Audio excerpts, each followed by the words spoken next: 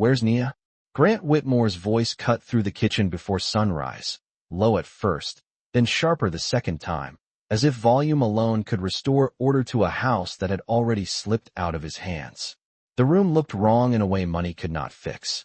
A crystal juice glass lay shattered beside the marble island, orange pulp shining under the recessed lights like something too bright for that hour. The espresso machine kept beeping because no one had reset it. The oatmeal on the stove had gone thick and lumpy. Somewhere down the hall, a child was crying with the kind of breathless panic that made every sound in the house feel suddenly thin. Grant stood barefoot on the heated tile, dress shirt half-buttoned, staring at the breakfast tray that had arrived 15 minutes late and still somehow managed to be incomplete. No strawberries. Wrong spoon. Almond milk instead of oat. Tiny mistakes, all of them. Tiny enough to sound ridiculous. Tiny enough to unravel everything. Sophie's cries rose again from the east hallway, high and strained, and his mother, already dressed in lavender cashmere and pearls for no reason other than habit, pushed her untouched tea away with a trembling hand. "This isn't my morning medication," she said, not angry, just confused, which was somehow worse. The house manager flipped through a clipboard she barely seemed to understand. The chef muttered something about changed labels in the pantry. A junior maid stood frozen beside the refrigerator, eyes glossy, as if she had been dropped into a play after opening night and expected to know her lines. Grant turned toward all of them and got nothing back but silence, a silence full of polished surfaces and expensive uselessness. This was a 14,000-square-foot home on 7 acres of Connecticut lawn, a place with 3 guest wings, 2 fireplaces lit on timers, and a staff budget larger than most people's yearly income. And yet at 6:42 on a Thursday morning, it felt one breath away from collapse. "I asked a question," he said. "Where is Nia?" No one answered right away. The name seemed to hang in the air longer than it should have, as if the room itself needed a second to admit it recognized her. Nia Carter, 32, housekeeper, quiet shoes, soft voice, always somewhere in the background with a folded towel over one arm or a grocery list tucked into her apron pocket. The kind of woman people thanked without looking at. The kind of woman who could pass through a room full of wealthy guests carrying a silver tray and leave no mark on their memory, except that their glass never stayed empty for long. Grant felt something cold move through his chest, not fear exactly, but the beginning of a shape he did not want to name.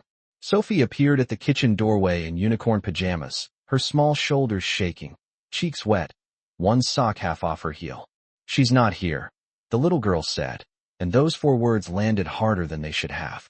Grant crossed the room at once, crouching in front of her, but Sophie looked past him, not at him, scanning the staircase, the hall, the service entrance, every place where Nia would have quietly appeared by now with a warmed spoon, a folded napkin, and that steady, unhurried voice that never seemed to ask for credit. Grant looked up slowly, around the bright white kitchen, at the staff, at the tray, at the wrong milk, the wrong pills, the wrong everything. And for the first time he understood that what had vanished from this house was not just a housekeeper. It was the one person who had been holding it together without ever being seen. The night before, the Whitmore estate had glowed like a jewel box dropped into the dark. Every window burned gold against the Connecticut cold, and the long driveway curved through trimmed hedges and Blacktown cars until it reached the front steps, where valets in dark coats moved with practiced speed beneath the chandeliers of the covered entry. Inside, the air smelled faintly of white roses, lemon polish, and expensive perfume. Crystal caught the light from above and sent it scattering across the walls in thin, bright ribbons. Women in silk dresses laughed too softly to be sincere.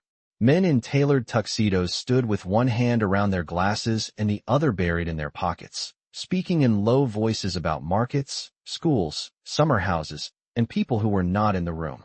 Nia Carter moved among them with a silver tray balanced steady in both hands, her black uniform pressed clean, her hair pulled back smooth, her steps so quiet they seemed designed to apologize for taking up space. She knew the rhythm of rooms like this. Step in when a glass was empty. Step back before a guest noticed who had filled it. Keep your chin level. Do not interrupt a conversation. Do not become one. At the far end of the ballroom, a string quartet played near a wall of windows looking out over the winter lawn, and near the fireplace, Evelyn Whitmore stood in a midnight blue gown that shimmered every time she turned. She had the kind of beauty that looked expensive and the kind of smile that never reached her eyes. Her voice floated above the music in polished, effortless notes, and people leaned in when she spoke as if warmth itself came with her approval. Grant Whitmore stood a few feet away in a black dinner jacket, one hand around a glass of sparkling water, his expression distant in that familiar, disciplined way that made him look composed even when he was tired. He nodded when spoken to, listened more than he talked, and gave the impression of a man who had built his entire life by keeping every feeling behind a locked door. Nia had worked in the house long enough to recognize the difference between silence and calm. Tonight was not calm. Tonight had edges. She could feel them in the quick glances between Grant and Evelyn, in the way the kitchen had been pushed harder than usual, in the way Sophie had clung to the banister upstairs when Nia passed an hour earlier with fresh napkins for the powder room. Sophie Whitmore was 8, slight as a whisper, with pale curls and large, serious eyes that missed very little. She had not wanted to come downstairs. Nia had seen it in the tight set of her shoulders and the way she pressed her fingers against the railing in groups of 4, then 4 again, as if counting could hold the room together before she even entered it. Now, as Nia crossed from the bar toward the fireplace, she spotted the child near a cluster of adults too busy smiling to notice her discomfort. Sophie stood in a cream dress with a velvet ribbon at the waist, one patent shoe turned slightly inward, her breathing a little too fast. Her eyes flicked toward the crowd, then toward the ceiling lights, then toward the quartet. Too much brightness, too much sound, too many strangers wearing voices. Like polished shoes. Nia slowed without meaning to. She knew that look. She knew the warning in the way Sophie's mouth parted just slightly, the way her fingers started curling into the fabric at her sides. The room kept sparkling. The guests kept laughing. And in the middle of all that polished noise, Nia saw the first small crack forming in the night before anyone else even realized there was something to fear. Do not let her make a scene. Evelyn Whitmore did not raise her voice when she said it, which somehow made the words travel farther. Nia had just reached the edge of the fireplace circle when Sophie's breathing turned shallow enough for her to hear it even over the quartet. The child stood too still, chin lifted a fraction too high, eyes glassy in the bright chandelier light. Nia knew the signs by now. Sophie always went quiet before the room became too loud inside her. Her fingers would tighten first, then her shoulders, then the panic would come all at once like a storm nobody else had seen building. Nia shifted the tray to one hand and stepped closer, careful, respectful, the way she had done a dozen times in smaller moments that no one in the Whitmore family had ever paused long enough to notice. "Miss Sophie," she said softly, pitching her voice low so it would not scratch at the child's nerves. "Would you like to get a little air in the breakfast room?" Sophie looked at her as though someone had finally opened a window. It lasted less than a second. Evelyn turned before the girl could answer. Her diamond bracelet flashed as she reached for her champagne flute, her expression sharpening in the polished way it always did when she wanted to correct someone without appearing unkind. "Nia," she said, with a smile that carried no warmth at all. "The guests do not need interruptions from the staff." A few heads turned. A few conversations paused, then pretended not to. Nia stopped where she was. The silver tray felt suddenly heavier in her hand. "I am sorry, ma'am," she said. "I only thought Sophie might be more comfortable somewhere quieter." Evelyn gave a small laugh, one meant to sound amused, though it landed closer to dismissal. "How thoughtful," she said. "But this is a family event, not part of your housekeeping checklist." Someone near the bar smiled into his drink. Another woman adjusted the silk wrap on her shoulders and looked away too quickly, as if politeness could erase the fact that she had heard every word. Sophie's hand went to the ribbon at her waist. Twist. Untwist. Twist again. Nia saw it. Grant saw it too. She was almost certain he did, because his eyes moved once toward his daughter and then toward Nia. But he said nothing. That was the part that stung, not because Nia expected rescue, but because silence from a good man could feel so much like agreement in the wrong room. Evelyn took a small sip and continued, still smiling for the benefit of everyone watching. "People in service should understand something very simple. The best ones know how to move quietly and disappear when necessary." The sentence floated there in the gold light, neat and elegant, and cruel enough to pass for manners. Nia felt heat rise beneath her collar, but her face stayed calm. Years had taught her that dignity sometimes looked like stillness. Around her, crystal clinked. The fire cracked softly in the stone hearth. Outside the tall windows, snow began to dust the dark lawn in thin white streaks. Inside, Sophie drew one quick breath, then another, each one sharper than the last. Nia looked at the child, then at Grant, then back at Sophie. In that instant, every polished rule in the room seemed smaller than the trembling in the little girl's hands. Nia lowered the tray onto a side table with quiet precision and said, "She needs help now." For one suspended second, nobody moved. The quartet kept playing, though softer now, as if even the violinists could feel the air tightening near the fireplace. Sophie's chest rose too fast beneath the velvet ribbon at her waist, and the hand at her side had begun to shake in small hard pulses she could not hide anymore. Nia saw it clearly. So did Grant. His jaw shifted once, the way it always did when he was thinking instead of speaking. But Evelyn turned first. "Excuse me," she said, and this time the smile was gone. Her voice was not loud, yet it cut through the room with the clean edge of crystal. Nia kept her eyes on Sophie. "The lights are too bright for her," she said gently. "And the music is close. If she can step into the breakfast room for 5 minutes, she will settle." A man near the mantel lowered his drink.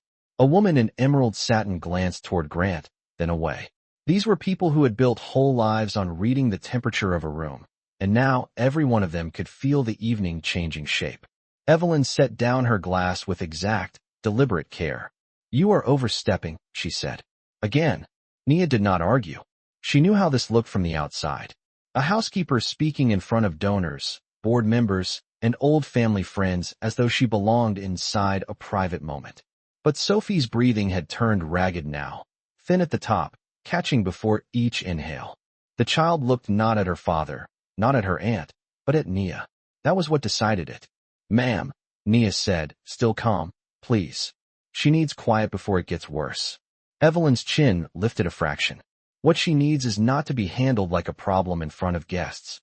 The words landed with soft elegance and sharp intent, built to wound without leaving a mark. "You were hired to maintain the house, not to insert yourself into family matters." Grant said nothing. Nia heard that silence more loudly than anything else in the room.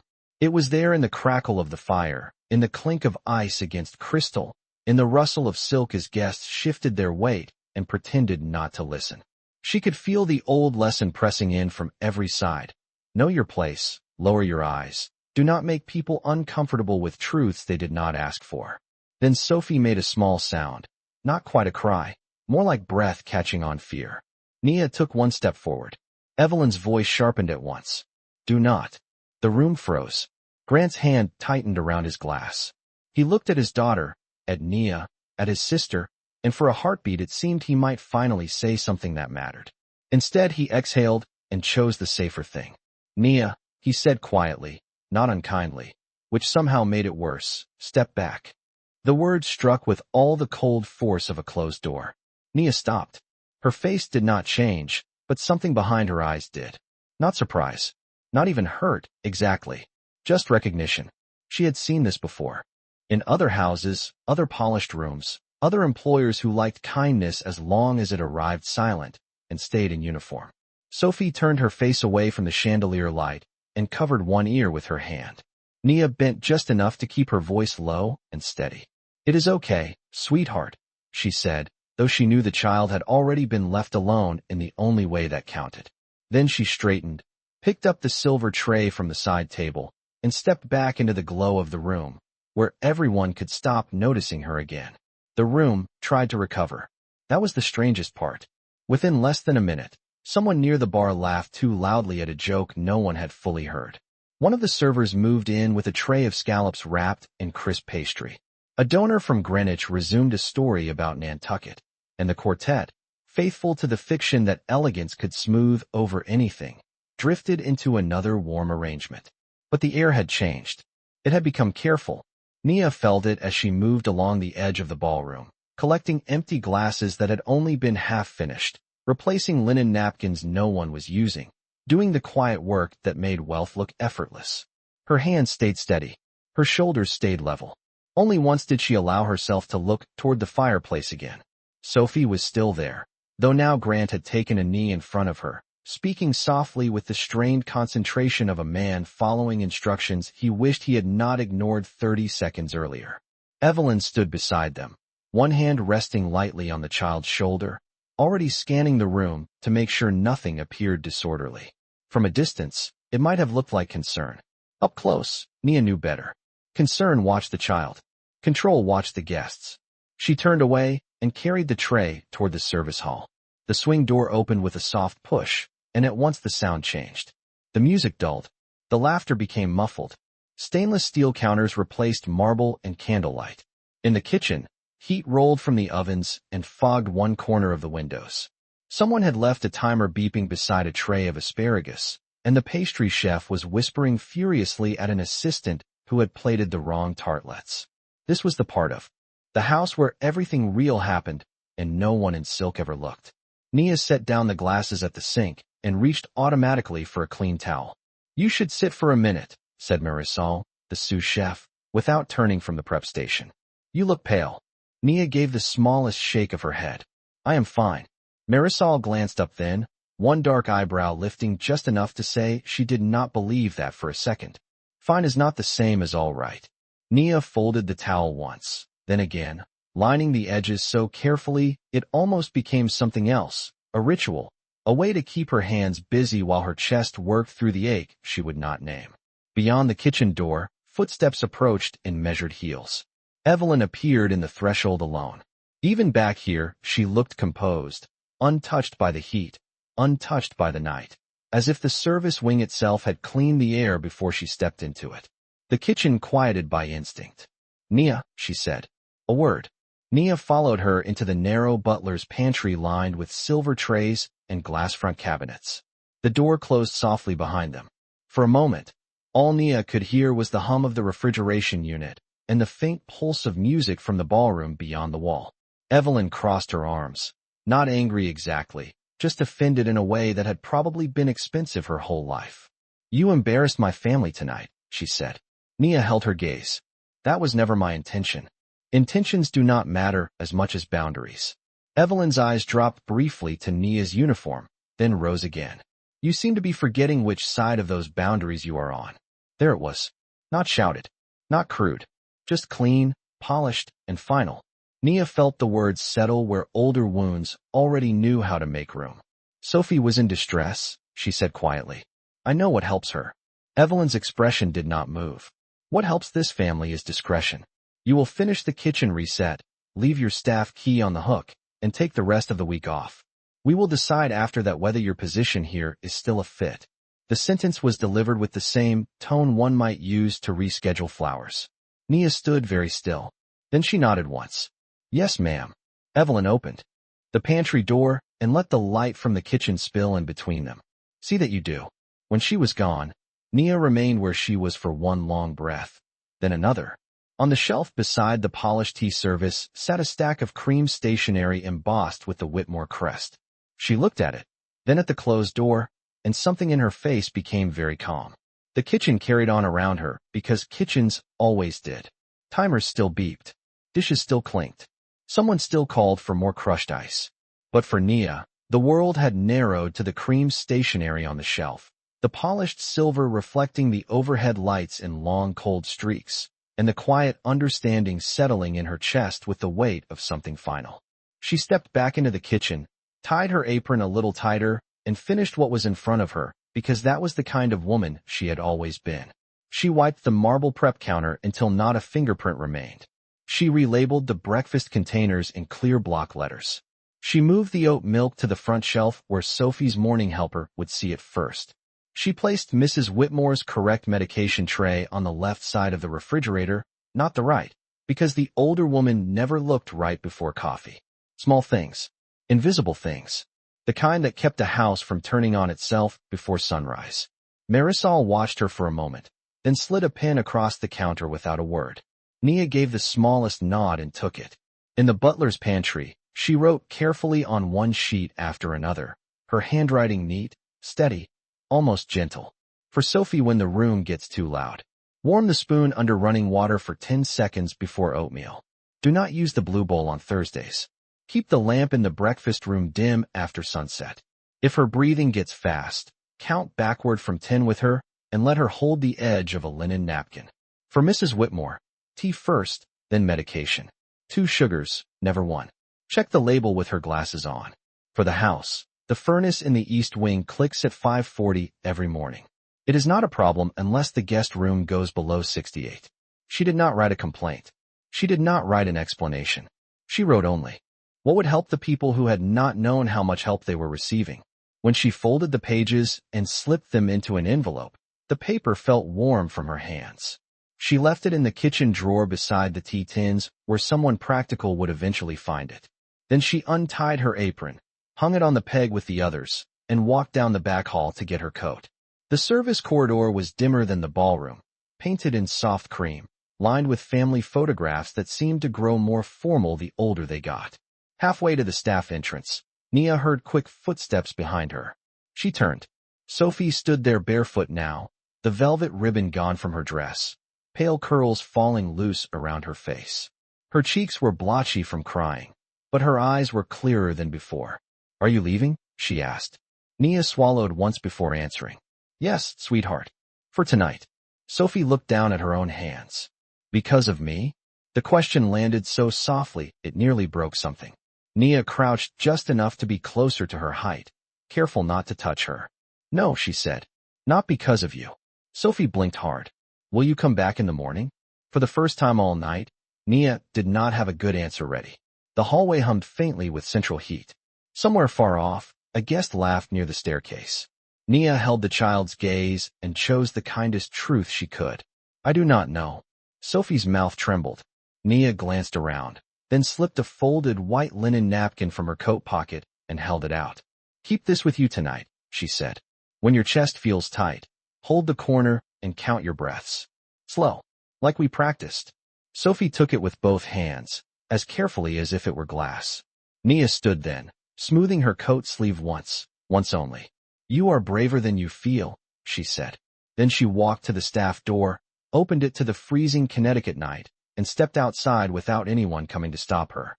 The cold hit Nia first, sharp and clean, the kind that made every breath feel thinner than it was. Snow had begun to settle along the edges of the stone path behind the estate, whitening the hedges and softening the tire tracks left by catering vans. She pulled her coat tighter and walked past the dark line of staff cars toward the bus stop at the end of the long service road, her shoes crunching lightly over salt and frozen gravel. Behind her, the Whitmore house still blazed with light, every window bright, every chandelier burning as though nothing inside had shifted. From a distance, it looked perfect, the kind of home people slowed down to admire in December, with its garlands, its warm glow, its careful symmetry. But Nia knew better now. Some houses did not fall apart loudly. Some simply lost the one person who had been listening for all the sounds no one else thought mattered. Inside, the party thinned by degrees. Coats were collected. Drivers were called. Good nights were exchanged in polished voices beneath the front hall archway. Evelyn moved through the final half hour with controlled grace, thanking donors, smiling for old friends, recovering the evening the way women like her had always been taught to recover things, by refusing to admit any damage had occurred at all. Grant did the same, though less convincingly. He shook hands, accepted compliments about the wine, nodded at a man discussing a school expansion fund, and all the while found himself glancing, again and again, toward the side of the room where a silver tray should have appeared, where a quiet figure should have stepped in to clear a glass, straighten a chair, ease the next moment into place before it turned awkward. By 10:30, the last guest had gone. The quartet packed their instruments. The florist's candles burned low. The ballroom exhaled into silence. Sophie refused to come down for good night. Mrs. Whitmore took the wrong evening pills until the house manager caught it at the last second. The kitchen staff spent 20 minutes searching for the herbal tea Sophie would only drink from the small white mug with the painted gold rim, only to discover it had already been set aside in the upstairs warmer by someone who was no longer there to mention it. Tiny delays, tiny corrections, tiny signs of strain beginning to show through the polished surface. Grant climbed the main staircase just before 11 and found Sophie curled on the window seat in the upstairs landing, still holding the folded linen napkin Nia had given her. The child looked at him with swollen eyes and asked, "Only one question. Did you send her away?" Grant opened his mouth, then closed it. The answer he gave was not a lie, but it was not honest either. "Your aunt asked her to take some time off." Sophie turned her face toward the dark glass. "That means yes." He stood there longer than he meant to, one hand resting on the banister, listening to the old house settle around them. In the distance, a heater clicked on. Pipes hummed behind the walls. Below them, someone in the kitchen dropped a pan, and the sharp metallic sound made Sophie flinch hard enough to press the napkin against her chest. Grant felt a dull ache move through him, strange and unwelcome. Not guilt yet. Guilt required clarity. This was something murkier, the first cold outline of a realization he was not ready to face. Down the road, Nia sat alone on the late bus into Hartford, her reflection wavering in the dark window beside her. She did not cry. She watched the snow gather on storefront awnings, gas station lights, church steps, and empty sidewalks, and let the silence around her settle where the evening still hurt. At 2:14 in the morning, Sophie woke crying. At 4:50, Mrs. Whitmore rang twice for water that was already on her bedside table. At 6:42, Grant stood barefoot in the kitchen and asked the question that should have come much sooner. The answer did not come all at once. It arrived in pieces, each one small enough to sound unimportant by itself, each one sharp enough to leave a mark. Sophie would not touch breakfast because the spoon was cold and the oatmeal had been stirred too long. Mrs. Whitmore insisted the tea tasted wrong, then refused her pills because the tray had been placed on the right side instead of the left. The East Wing thermostat dipped 2 degrees below what it should have been, and one of the guest rooms felt like a hotel no one had bothered to check before arrival. The florist called to ask why the white camellias for Friday had not been confirmed. The dry cleaner wanted to know whether Mr. Whitmore still needed the charcoal suit pressed for his noon board lunch in Manhattan. A stack of school forms sat in sign near the mudroom, because Sophie only remembered them when someone tucked them beneath the fruit bowl. On Wednesday night, every task seemed minor. Every delay seemed foolish. Yet together they created a kind of pressure the house had never shown before, as if the walls themselves had lost their rhythm. Grant stood in the middle of the kitchen and watched it happen in real time. The junior maid searching for the correct cereal could not find it because the pantry labels had been rearranged before dawn and no one knew by whom. The house manager called upstairs for the second pair of reading glasses Mrs. Whitmore kept in her sewing basket and got no answer because no one knew there were 2 pairs. Sophie sat at the breakfast nook in yesterday's pajama top, one knee pulled to her chest, the folded linen napkin clenched so tightly in her fist that the edge had creased into her palm. She would not look at him. She would not look at the bowl. Every few breaths, she glanced toward the service hall, as if expecting someone to emerge carrying order itself in both hands. "Try again," Evelyn said from the island, already dressed for the day in cream wool and gold earrings, her tone controlled enough to suggest the problem was effort, not understanding. "She needs structure." Grant turned slowly toward his sister. "She had structure," he said. Evelyn's expression cooled by a degree. "Do not start." But it had already started. He could see it now, not as one grand revelation, but as 100 hidden seams suddenly showing. The polished fruit bowl was always rotated, so the bruised peaches faced inward. The morning paper had always been folded to business first, then local, then arts for his mother.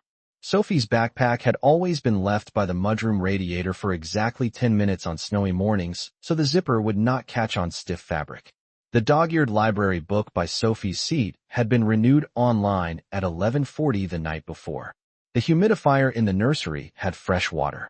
The extra batteries for the hearing aid in his mother's bedside drawer were lined in pairs with the old ones already removed. None of these things happened by accident. None of them had ever simply appeared. Grant felt something uncomfortable move beneath his ribs, the slow humiliation of a man discovering that what he called background had, in fact, been the architecture of his home. Marisol entered from the pantry carrying a carton of oat milk and stopped short when she saw the kitchen in disarray. Her eyes moved from the untouched breakfast to Sophie's face, then to Grant. "Did nobody check the drawer by the tea tins?" she asked. The house manager frowned. "What drawer?" Marisol stared at her, then crossed the room, opened the narrow cabinet beside the warming oven, and reached inside. Her hand came back holding a cream envelope, unsealed, with no name on the front. The kitchen went still. Marisol looked at the handwriting once, then at Grant, and something in her face turned sober. "You should read this," she said. Grant took the envelope from Marisol with fingers that felt less steady than they should have. The paper was ordinary, cream, and unadorned, the kind the house kept by the pantry for grocery notes and florist changes. But the handwriting across the first page was so neat, so measured, that it seemed to slow the whole kitchen the moment he unfolded it. "For Sophie when the room gets too loud." That was the first line. Nothing dramatic. Nothing wounded. No accusation. Just instruction, written in dark blue ink with the quiet practicality of someone who expected to be useful even after being dismissed. Grant read the next lines without moving. "Warm the spoon under running water for 10 seconds before oatmeal. Use the white bowl, never the blue one on Thursdays. If she starts to breathe too fast, lower the lamp in the breakfast room and count backward with her from 10. Let her hold a linen napkin if she needs to keep her hands busy. Do not rush her."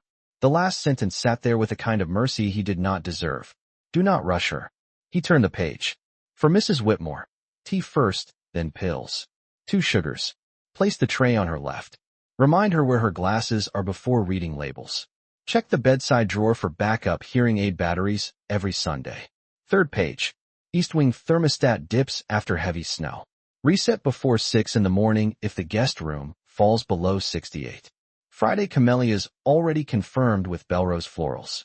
Mr. Whitmore charcoal suit was sent for pressing yesterday. Receipt clipped to mudroom board. Sophie library renewal submitted online. School permission slip beneath fruit bowl. One note after another. Each simple, each exact, each revealing a life. Inside this house that no one with power had ever thought to name. Grant kept reading until the words began to blur, not from tears, not yet, but from the strain of seeing too much all at once. This was not housekeeping. This was memory, attention, care. This was someone carrying the invisible weight of a family, and doing it so, well, they had mistaken her labor for the natural order of things. He lowered the pages slowly and looked around the kitchen as if the room itself had become unfamiliar. Sophie was watching him now, very still, the cold oatmeal untouched in front of her. Mrs. Whitmore sat straighter at the table, confused but listening. Evelyn stood near the island with one hand resting against the marble, her expression fixed, almost annoyed, as though the letter had somehow become another inconvenience to manage. Grant looked at her, then back at the pages. "She wrote all this after last night," he said. His voice came out low and rough. "After you sent her home." Evelyn's chin lifted by half an inch. "She was told to take time off." "That is not the same thing." Marisol let out a breath through her nose, not loud, just enough to register.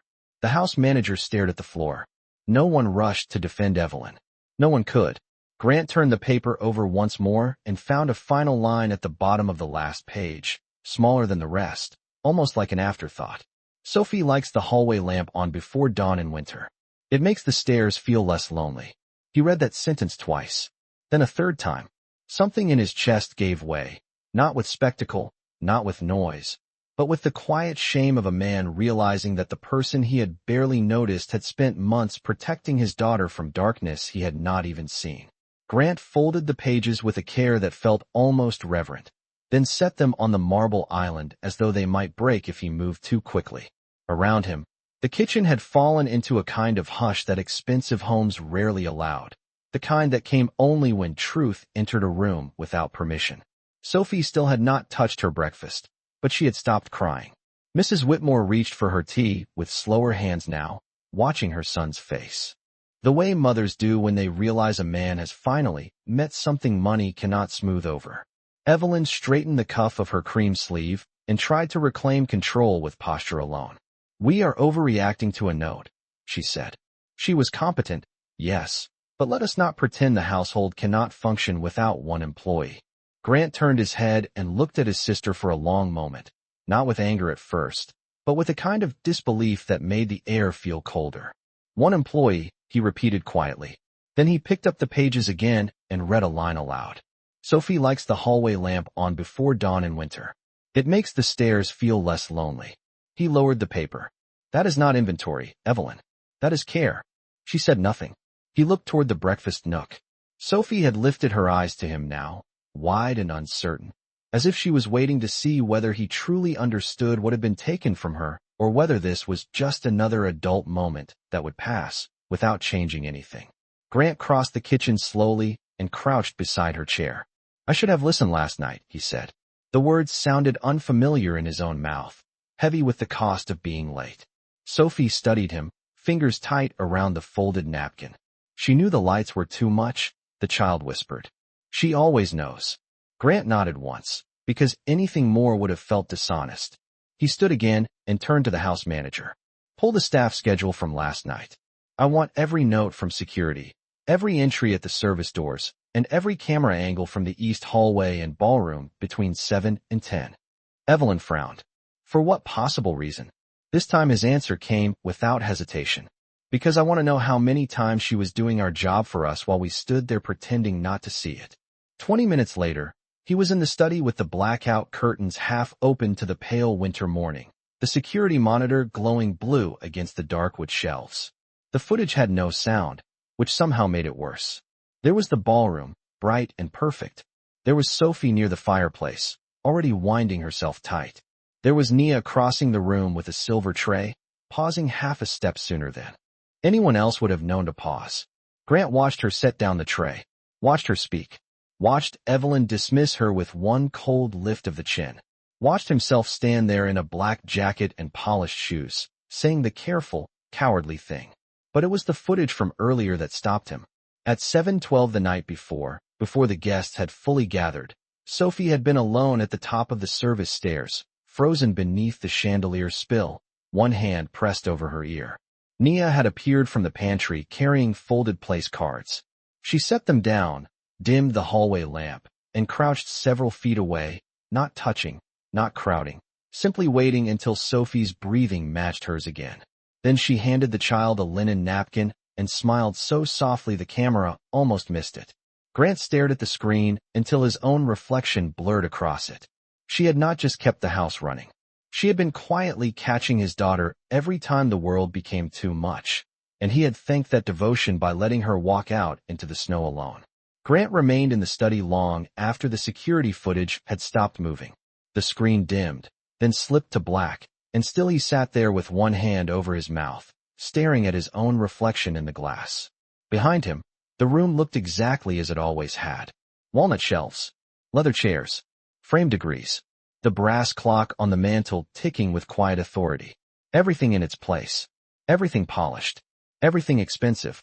And for the first time since he bought the house, it all looked strangely unfinished, like a stage set after the actor who mattered had already left. He leaned back slowly and closed his eyes, but the images would not leave him. Nia dimming the hallway lamp before Sophie asked. Nia pausing near the service stairs because she could read distress before it became noise. Nia standing in that ballroom, while he chose silence over courage because silence had always cost him less. A knock came at the study door. It was Mrs. Whitmore's daytime nurse, a practical woman named Helen who had been with the family for 6 years and had long ago stopped being impressed by money. Your mother is asking for the small gray blanket, she said. The knit one from the den. Grant frowned. That stays in her room. Helen gave him a tired look. It used to. He stood at once and followed her upstairs. In his mother's room, the blanket was not in the cedar chest, not on the armchair, not folded at the end of the bed. Mrs. Whitmore sat upright against her pillows, annoyed and embarrassed by her own agitation. She always leaves it by the window after airing it out, the older woman said. I told you that. Grant stopped. She, not the staff, not someone. She, as if even his mother, in her confusion, knew exactly who had been keeping track of comfort in this house. Helen found the blanket 5 minutes later draped over the radiator in the upstairs sitting room, warmed through just enough to take the chill out before bedtime. Grant took it in both hands and stood there with the soft gray weight gathered against his suit trousers, looking out over the snow-bright lawn below. How many things had Nia done this way, quietly and precisely, without witness, without praise, without ever allowing the house to feel the labor beneath its comfort? On the downstairs landing he ran into Mr. Pritchard, the driver, who removed his cap and hesitated the moment their eyes met. "Sir," he said, then stopped. "What is it?" Grant asked. The older man shifted once on his feet. "Miss Carter asked me 2 weeks ago to keep an extra booster seat in the town car. For your daughter's classmate, the little girl with the leg braces. She said Miss Sophie had invited her for cocoa and would not enjoy it if the child felt like an inconvenience." Grant said nothing. Pritchard looked toward the floor. She was right. The little girl came. Best afternoon your daughter had in months. By noon, the memories were coming from everywhere.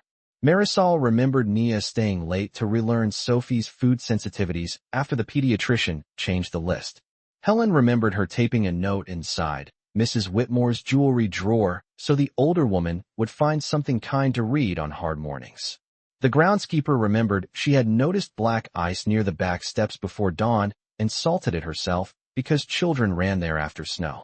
None of it was dramatic. That was the wound of it. Nia had not changed their lives with one grand gesture. She had done it with 1,000 quiet mercies. No one important had thought to count. Grant stood alone in the mudroom that afternoon with her handwritten pages in one hand and his phone in the other. He looked at the staff contact list on the wall, at the small, neat handwriting beneath her name, and finally understood the ugliest truth of all. They had not ignored her work. They had ignored her humanity. Then he pressed call. The call went straight to voicemail. Grant listened to the mechanical tone, then to the silence that followed, and for a moment, he almost ended it without speaking. He had negotiated acquisitions worth hundreds of millions of dollars without blinking, had stood before investors, boards, and cameras with the kind of controlled confidence people mistook for strength, but now one simple message sat heavy in his throat like something he had not learned how to carry. "Nia," he said at last, his voice lower than usual, stripped of its polish. "This is Grant Whitmore. I should have called sooner. I should have said something last night, and I did not. I was wrong." He paused, fingers tightening around the phone. "Sophie is asking for you. My mother noticed you were gone before anyone else admitted it. The house is not all right." He almost stopped there, but that still sounded too much like need and not enough like truth. He closed his eyes. "You deserved better from all of us. Especially from me." When the message ended, he stared at the screen as if it might somehow offer absolution and found nothing there but his own reflection. By 1:30, he was in the back seat of the town car, coat unbuttoned, the pages of Nia's handwritten notes folded in the inside pocket like evidence against him. The address from her employment file led not to some hidden scandal, not to a dramatic place that would make his guilt easier to frame, but to a modest brick apartment building in Hartford with salted steps, a humming laundromat next door, and a church across the street with plastic snowflakes taped to the basement windows. Mr. Pritchard offered to wait. Grant nodded and stepped out into the wind. Nia was not there. The elderly woman in apartment 2B cracked open her door and told him Nia had left early that morning with 2 foil trays and a cardboard box of children's books. "Community Center on Maple," she said. "She goes there when folks need extra hands." Grant stood on the landing for one silent second before turning back toward the car. The Maple Street Community Center occupied the lower floor of a red brick building that had once been an elementary school. Inside, the heat was dry, the fluorescent lights were too bright, and the air smelled like tomato soup, crayons, and old radiator steam. Children's drawings covered one bulletin board in crooked rows. Folding tables were lined with homework packets, canned food donations, and plastic bins of mittens in mismatched colors. Grant paused just inside the doorway, suddenly aware of how wrong his coat looked there, how loud his shoes sounded against the worn linoleum. Then he saw her. Nia stood near the far wall in a soft gray sweater and dark jeans, her hair wrapped in a navy scarf, kneeling beside a little boy who was struggling with a broken zipper on his backpack. She fixed it with patient hands, said something that made him smile, and then rose to pass paper cups of soup to 2 teenage girls near the window. No audience, no title, no praise, just the same quiet precision he had mistaken for ordinary because he had benefited from it too long. She looked up then and saw him. Her face did not harden. That would have been easier. It simply went still. Grant walked toward her slowly, feeling for once like a man arriving in a place where money, family name, and polished apologies could not clear the distance he himself had created. "I got your message," Nia said before he could speak. Her voice was calm, but not warm. Around them, children laughed near the craft table, A volunteer called out for more napkins, and somewhere in the back a coffee maker hissed to life. The world kept moving. Grant stopped a few feet away. "I came to say this in person," he said. "I do not want you back because the house is falling apart. I came because I finally understand who was holding it together and how badly we failed you while you did." Nia held his gaze for a long moment, and in that bright, ordinary room, with snow pressing pale against the windows, he felt the full weight of whether mercy would meet him there or not. Nia did not answer right away. She glanced past Grant toward the folding tables where two volunteers were sorting canned food into paper bags, then toward the little boy whose backpack she had just fixed. The room around them kept breathing in its ordinary way, full of radiator heat, chair legs scraping linoleum, and the thin winter light pressing through old glass. When she looked back at him, her expression was steady, not harsh, not forgiving either, only clear. "You are right about one thing," she said. "I was holding a lot together." Grant lowered his head once, the closest thing to surrender a man like him had likely ever shown in public. "I know that now." Nia folded her hands in front of her, the same calm posture she had worn in the Whitmore house when everyone else had mistaken composure for lack of feeling. "Do you?" she asked softly. Because what happened was not about one bad night. It was a long time of being seen only when something needed fixing. A stain, a tray, a schedule, a child already soothed before the crying got loud enough for anyone important to hear it. Grant did not defend himself. He could not.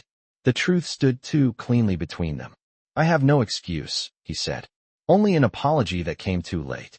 Nia held his gaze a moment longer, then nodded once, not in acceptance, but in acknowledgement. "Late does not mean worthless," she said.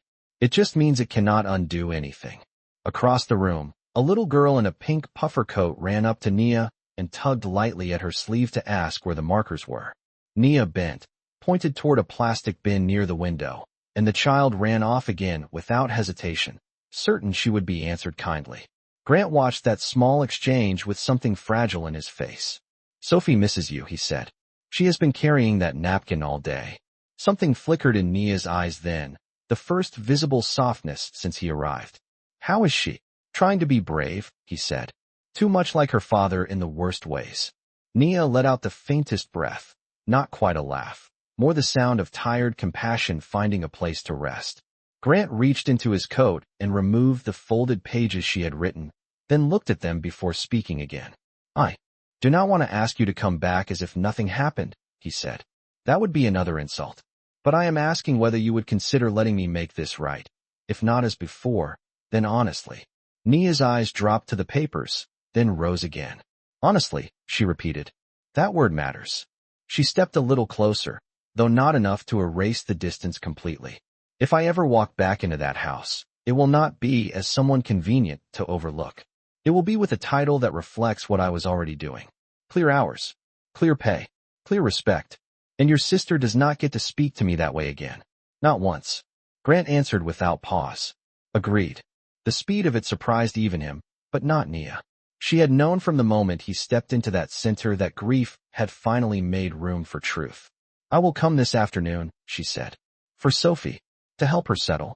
After that, we talk at the kitchen table, not in a hallway, not through someone else, and not as if my dignity is negotiable." Grant swallowed and nodded. "At the kitchen table," he said. Snow had started falling again outside, light and steady, softening Maple Street into white silence. When Nia finally walked past him toward the coat rack to get ready, he moved aside without being asked.